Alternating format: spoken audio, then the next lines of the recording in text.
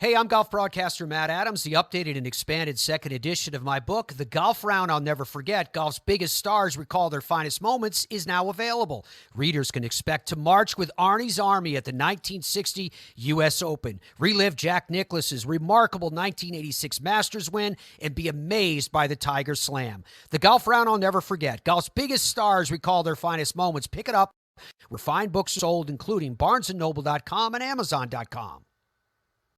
Okay. This meeting is being recorded. I would like to welcome everybody back to the Footballers Family Podcast. And before my guest introduces himself, because he's a recurring guest, I like to make him a friend of the program. I do ask that if you are listening to the Footballers Family Podcast, like and subscribe and give me 5 stars if you can, or 4 stars, depending on what your podcast is. And if you have any suggestions, please let me know. I'm trying to make this even better each time I do this. But anyway, back to the guest at hand. Would you like to introduce yourself? Sure. Yeah. Thanks, Jeremy, for having me on. I'm Kevin Bryant, and I'm the author of Spies on the Sidelines, the high-stakes world of NFL espionage.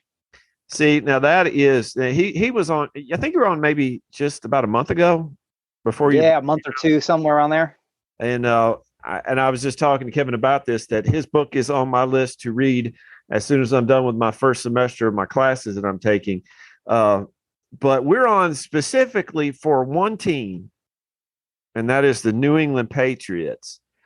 Now, Kevin, let me ask you, before we go any further, we don't have anything against the Patriots here at the Footballers Family Podcast, and you don't either, right? No, as a matter of fact, I don't. I mean, one of the big points of my book is that, hey, you know what? It's not just the Patriots that have a big, a history of doing this stuff. The spying's been going on in the league since its very, very beginning. And the Patriots are just, they're the hot name of the day, but it's been going on for a long time. Well, when you win 6 Super Bowls in 2 decades, which is a lot, yeah, people tend to pay attention to you a little bit more, don't they? And I think that's exactly it.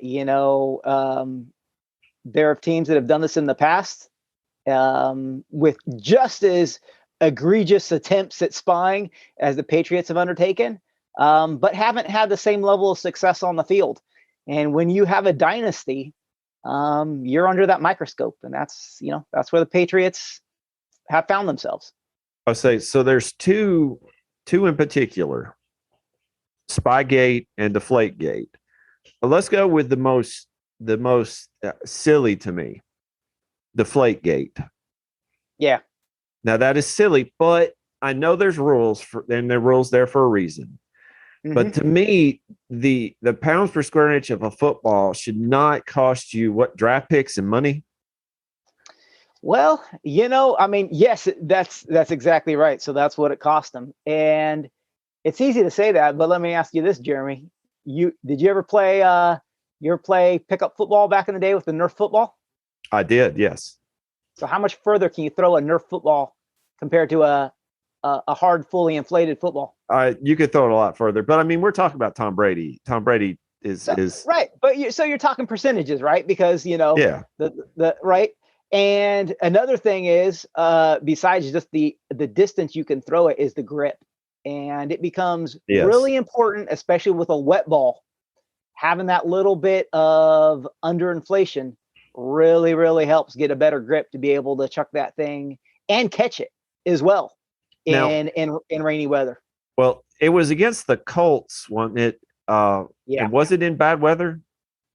Yeah, it was 2015. I don't remember that particular game. I mean, I think at that point this was a very standard thing that the Patriots, and particularly, Tom Brady and the locker room attendant, Jim McNally, that they had been, allegedly involved in since it was never, proven beyond the shadow of a doubt. But okay. But yeah.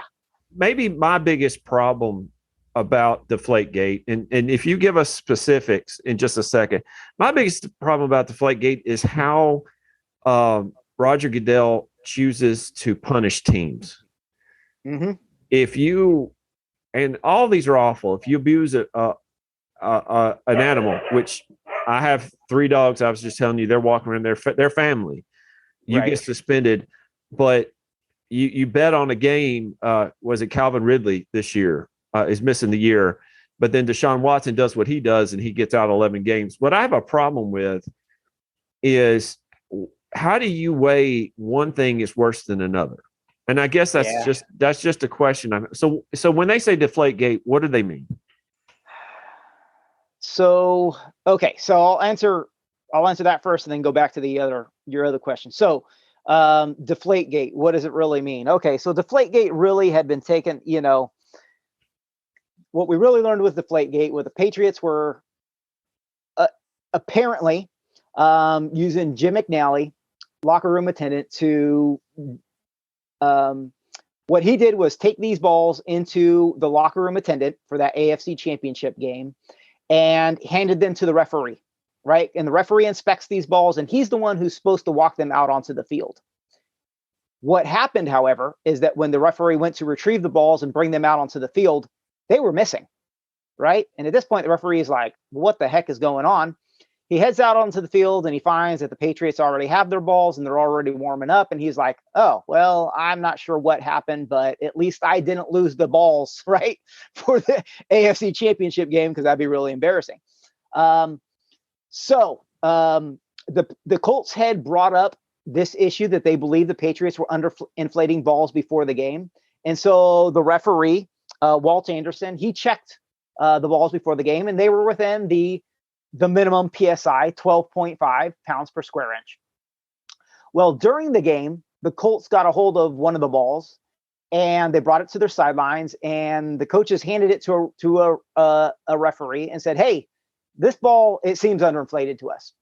So at halftime, Walt Anderson and a few others measured these balls to see where they were at. And the Patriots balls were significantly underdeflated. They were at an average of 11.3 PSI, one as low as 10.5. So what happened was, after they reinflated the game, reinflated the balls, played the rest of the game, Patriots crushed the Colts. After the game, though, NFL security interviewed Jim McNally, the Patriots locker room attendant, about what happened. He admitted to, yes, I took the balls out of the referee's locker room. However, I went straight to the field. Nothing, untowards happened. Now, an investigation took place. They found out that McNally stopped off in a bathroom for 90 seconds. And then Exponent, which is a company that Roger Goodell and the NFL hired to conduct an investigation, checked to see if it was possible to deflate the balls within 90 seconds. And they said, yes, we can. And they also found a whole bunch of text that went on between McNally, Tom Brady, and another individual on the Patriots staff. And it basically made it seem like McNally was receiving autographed footballs and some shoes in exchange for deflating these balls. And the overall consensus by Exponent and ultimately by the lawyer that they hired to look into this, Theodore Wells, was that that most likely that Tom Brady, that the Patriots were involved in this, and that Tom Brady knew what was going on during the scandal. So I think that's Deflategate in summary. Now, to get to the big question, if the punishment behind it. So I would agree with. I mean, I know what you're saying, Jeremy. It gets very frustrating to figure out NFL punishments, right? Because you have something like Deshaun Watson, which most of us just find despicable, what allegedly went on there, right? And he's not out for an entire year, whereas someone who just bet in the NFL is out for an entire year. But what you have to keep in mind is that the NFL, beyond anything else, is concerned with the integrity of the game. Okay. And if you have a person, a coach, a player, an owner who is betting on games and potentially even willing to bet on their own team and to be involved in point shaving or fixing games. That is the NFL's biggest fear, because at that point, you can say, hey, the game is fixed. It's not legit. And it calls into question everything to do with not just that game and not just that team, but every game from that point, going forth. And so when it comes to gambling, that is the one thing the NFL will crack down on above all others. And NFL security, which is a branch of basically former law enforcement officials, mainly FBI agents, and that is their number one job, is to ensure that gambling among NFL players, coaches, and owners does not take place. And they will take every measure possible to squash that as soon as they hear an inkling, a rumor of that taking place. Okay, so you explained it better than I have heard it, and I appreciate that. That changes how I view this. This is not just a Michael Vick or Calvin Ridley or Deshaun Watson. Right. This is a Patriots, which means the NFL, 132 of the NFL. That makes more sense. I appreciate that. Now, if I remember correctly, and you would know this right off the top of your head, Tom Brady was given 6 games. He was given 6 games. Yeah, 6. That sounds, it was either 6 or 4. It wasn't much. And I believe, was it Jimmy Garoppolo started that year and got hurt, and they brought in another guy, and I cannot think of his name. Was it Jimmy that started and he got hurt? But they were also fined several $100,000 and lost a couple of draft picks. So this is not so much against Tom Brady. This was mainly addressed to the NFL, because if Tom Brady's out, then the Patriots don't win as many games. But if I remember correctly as well, they did win the Super Bowl that year. Right, they did. Absolutely. And so this is, an interesting subject, because, you've got the Spygate year that they're winning a Super Bowl. You've got the Deflategate year that they're winning a Super Bowl. So it's extremely frustrating for fans, because they're going, obviously, the NFL, here's the thing with the NFL. We all know that it has an impact, right? Deflategate has an impact. Spygate clearly probably had much more of an impact. Yeah. Taping of other teams' signals. And we can talk about that in a bit. But and the Patriots are getting a punishment, but surely the thing is, the NFL is never willing to admit that the steps that the acts the Patriots are undertaking, whether it's Spygate, whether it's Deflategate, they go out of their way to say, you know what, there's no proof that anything that happened had a significant impact in a game.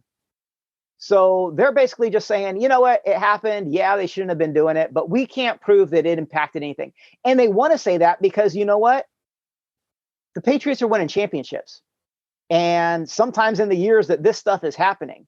And so to say that this stuff, it does change the outcome of games, is basically saying, yeah, the Patriots cheated their way to a Super Bowl, and the NFL is never going to admit that. So yes, they're punishing the Patriots, but I know a lot of people feel like they haven't punished them enough. And yes, the NFL could surely stop this activity if they were willing to punish them more severely. And perhaps in the case of the Patriots, that needs to take place, because frankly, what I would say is that they're willing to keep on doing what they have been doing in the past. And Spygate and Deflategate, it wasn't the end all and be all. There are lots of rumors of other things that have taken place, and they were also punished more recently for recording another team's practice as of just a few years ago, which kind of made me sit there going, did Spygate ever stop? Has this been happening ever since? Well, if you look at the Rams this year or this past year, they gave up a lot of first round picks. They don't really have a first round pick till next century. Right. But they're willing to give up a first round pick for a Super Bowl. And for me, I would do the same thing. I think that's the way to go. So, and money's not an issue for Robert Kraft. What would you give up? What would you say would work? And my dogs are getting into something. I can hear you. So just answer. I'm going to look and see what my Huskies are doing. If y'all have Huskies, you have to constantly be on guard. What would be the punishment that would work to stop them, in your opinion? Yeah, I mean, that's a tough question. I mean, obviously it's gotta be severe enough to make them stop. I think the one thing beyond picks and beyond fines, because you're right, money's not going to affect it. This is Robert Kraft, man. He's a billionaire. He doesn't care. As soon as Belichick got punished and got fined for Spygate, like a month later, Belichick extended his contract a year early and gave him a huge pay increase, right? So Belichick, I mean, it was almost Robert Kraft was just mocking the NFL, saying, yeah, you can try to fine us, but I don't care because I've got all the money in the world, right? So that doesn't work.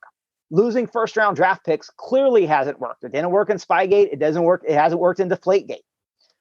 The one thing that I would say really annoyed Tom Brady that we saw with Deflategate is when you make it so that somebody can't play games.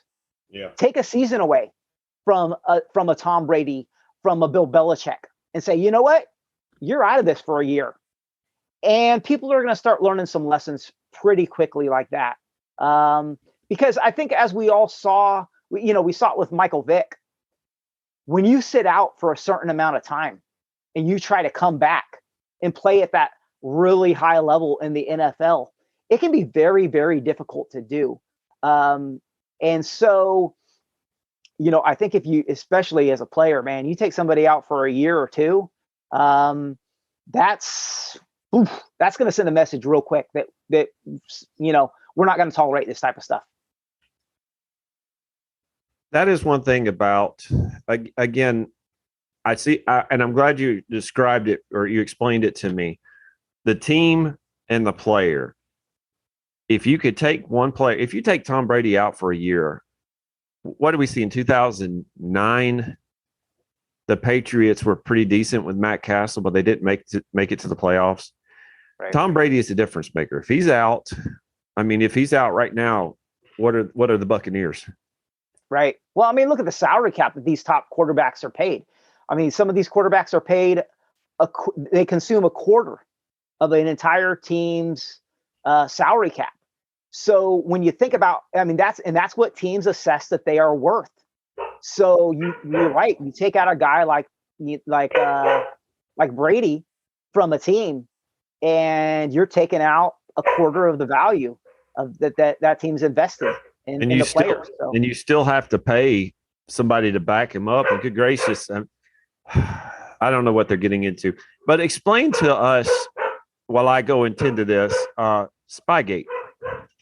Yeah, so Spygate. So, I think we all are aware that back in 2007 that the Patriots got in trouble for recording the Jets sideline and recording their signals while they were doing that. So Matt Estrella was the videographer that was caught.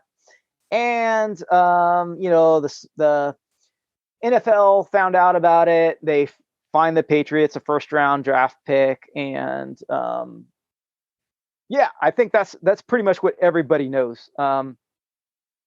But I will say there were quite a few interesting points that I think are a little less well known, and one is that there's really, there's a lack of policy and rules in effect for much of that time. So the taping of signals for the Patriots goes all the way back to the preseason of 2000.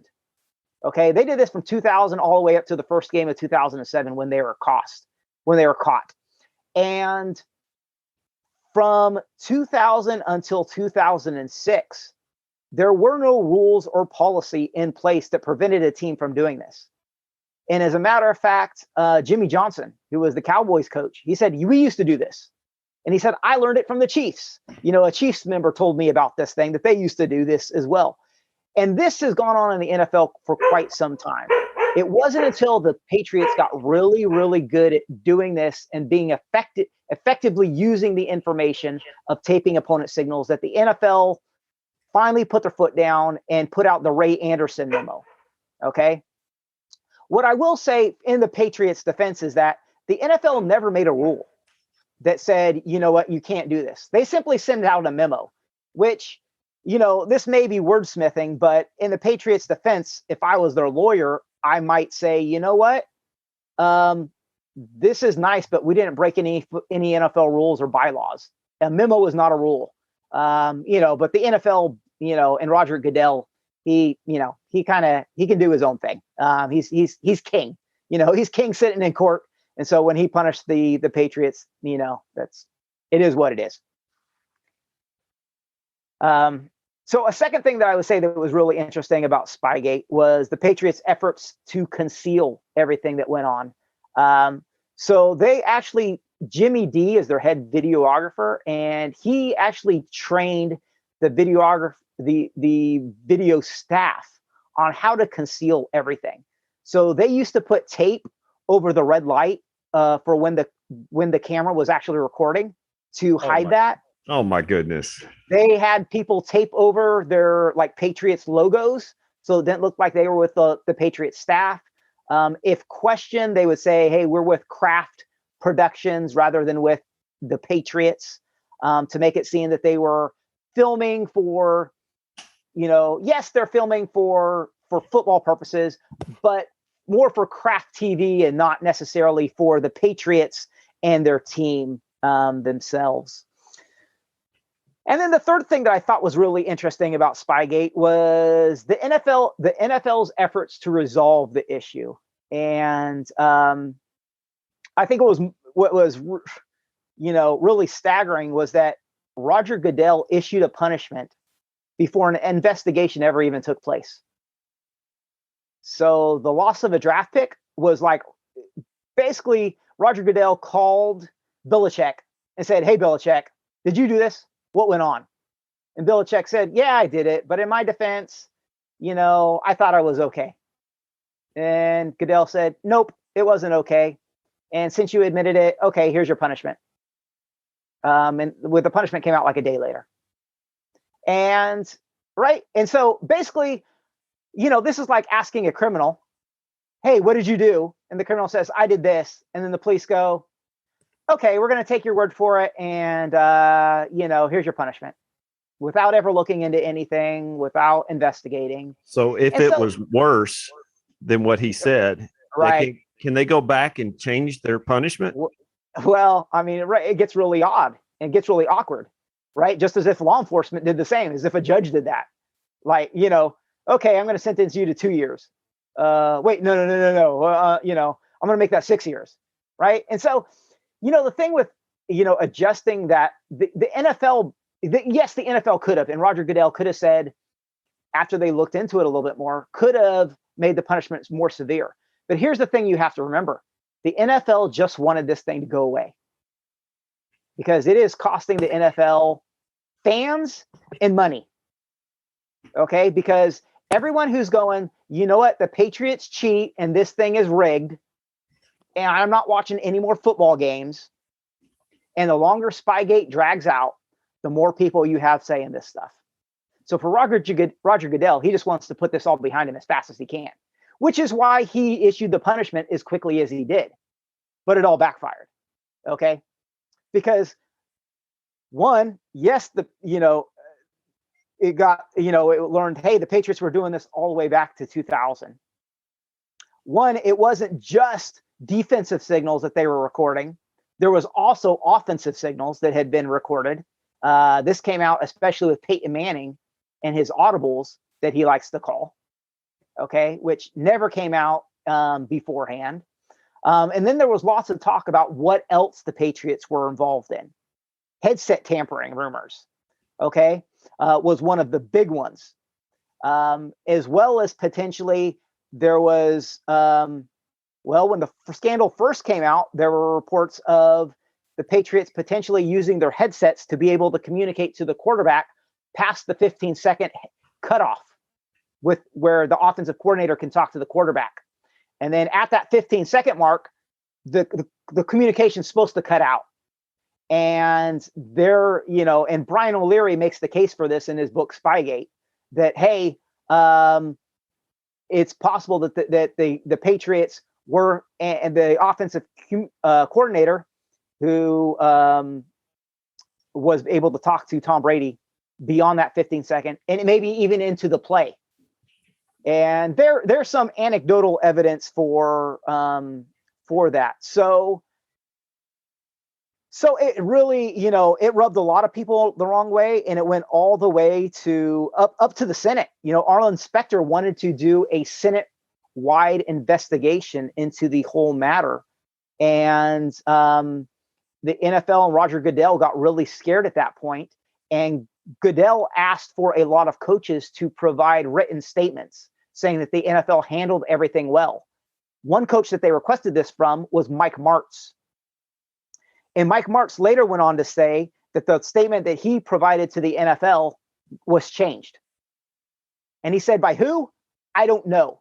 But he said this, basically he said the statement that I provided them was altered. Okay. So not only are we dealing with more, this is deeper than just Spygate. Right. This is also them going behind and changing people's signatures and words. So, but this is nothing next to the next one. All right, Jeremy? All right. Okay. So Senator Specter. Arlen Specter from Pennsylvania. Arlen Specter. Yep. He has one of his, he wrote about this in his book. He said one of his friends, who's a very powerful, influential individual, who was unnamed, came up to him and said that, hey, if you're willing to let this whole investigation in the Senate and Spygate, looking into Spygate, if you're just willing to let this go, that, it will make it worth your while. So, and that brings into, who is that? Is that the NFL? Is that bribing someone a else? senator? Bribing a senator. Correct. That's right? Kind of federal no, isn't it? Yeah. Right.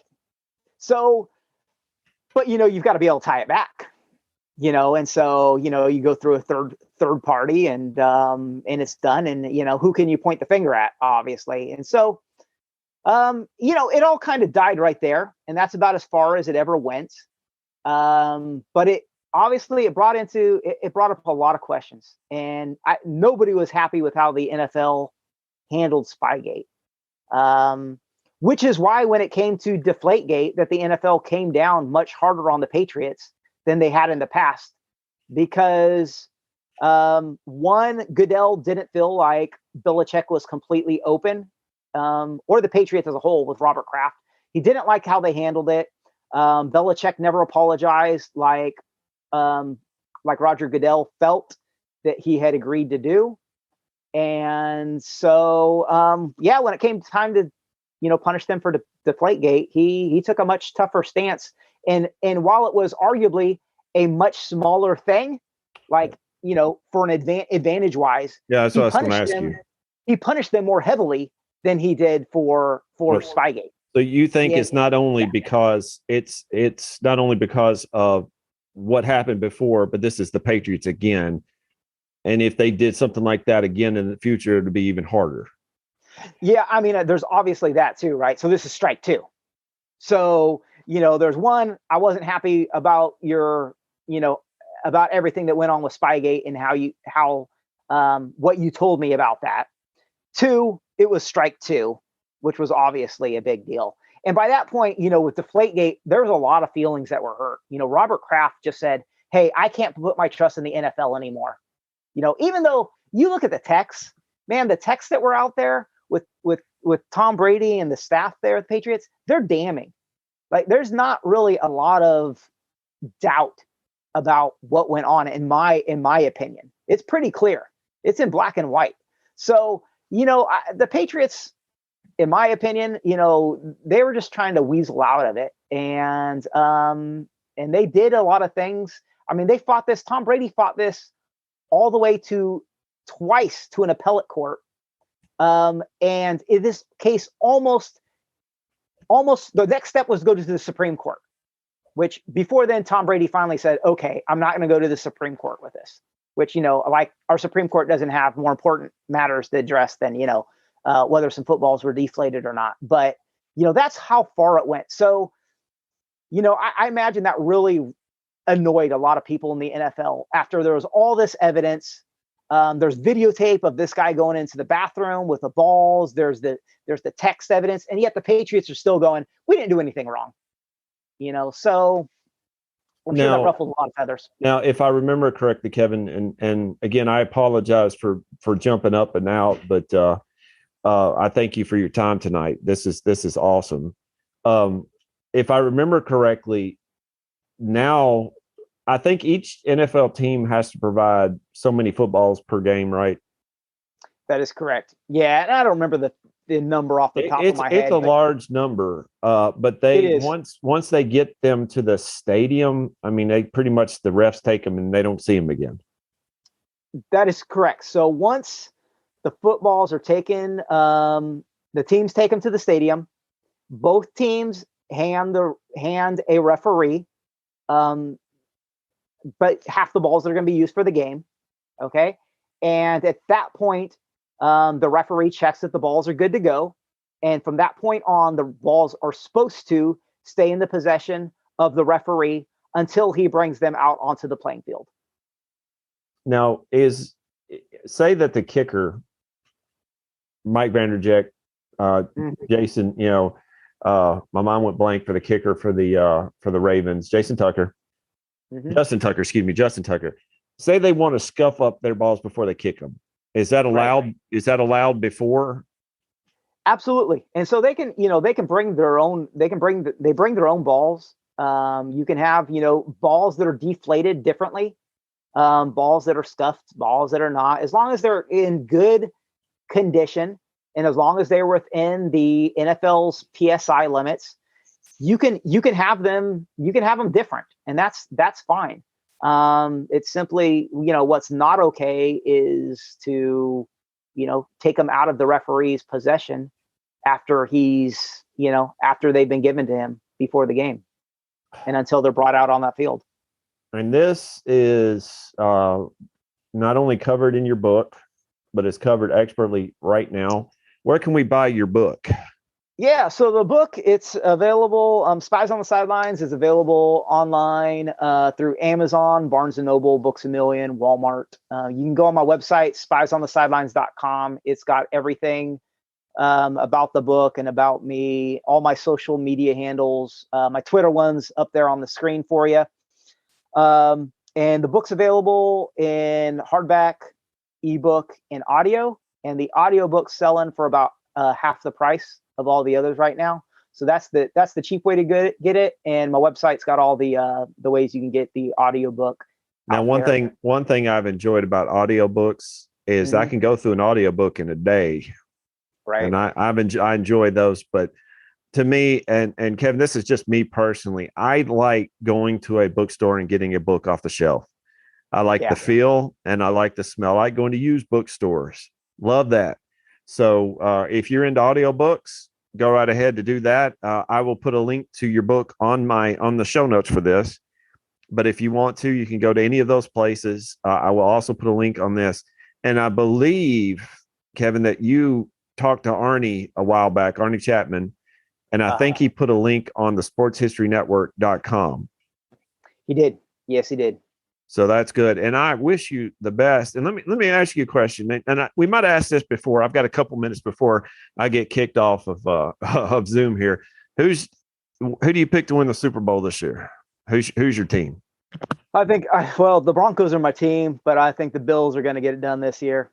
They look so good in preseason. I don't know who can stop them offensively. I mean, honestly, I think their second team's good enough that they tear up most first team defenses. They're ridiculously good. Do you remember the 98 Minnesota Vikings with Randall Cunningham, Randy Moss, and Chris Carter? That team would have given our Broncos a run for the money in the Super Bowl that year. Yep. It was the Falcons that ended up beating them. Falcons didn't put up a fight at all. But that team, to me, is Madden-esque. It's like rookie Madden. You're playing against a computer, you put up 100 points. Right. The Bills this year just look so doggone scary. And I believe my Titans got them pretty early in the season. So hopefully we can get our beating out of the way at the beginning. Well, Titans got to have a good team. I expect they're going to be in the playoffs once again. So, but yeah, I think the Bills are the team to beat. I think the NFC is a little tougher. I think maybe, the Rams and the Bucks, I think, are the two obvious choices there. But I think this is the year the Bills finally get it done. I wouldn't be surprised to see the Bills Rams. Thank you, Kevin, for coming on and for letting me jump in and out of this. And let's get your book out there. Thank you very much. All right. Thanks, Jeremy. Appreciate it. Hey there, sports history fan. This is Arnie Chapman, a.k.a. the Football History Dude. And I hope that you enjoyed this recent episode presented by the Sports History Network and were able to learn some good old-fashioned sports history knowledge nuggets. I started the Sports History Network back in 2020 with the mission to help podcasters find a community of like-minded sports history nerds, as well as helping aspiring podcasters to start their own shows. We have a little bit over 30 shows on the network right now covering all sorts of sports history, but as far as I'm concerned, we're just at the toothpick in the ocean moment, that can't even figure it out because there's so much more coming. We wanted to create the ultimate headquarters for sports yesteryear, starting with Podcast Network and our website, but we're going to continue to move into other mediums as well. And here's the cool part, because we want you to be part of our team. So if you're interested in starting your own podcast, or maybe being a guest on one of our shows, or who knows, maybe even writing an article for us over on the website. Seriously, all you gotta do is reach out to us on the contact page over at sportshistorynetwork.com. You can be as technologically savvy as a Neanderthal tapping on a stone trying to figure out this whole hieroglyphics thing back in the day. Again, it doesn't matter, because even if you don't understand the whole podcast space, we have a production team that can pretty much help you out with doing everything. All you gotta do, head over to sportshistorynetwork.com, head to the contact page, fill it out. That message goes right to me, and I'll reach out to you as soon as I can. But for now, dude, I'm through if you're through.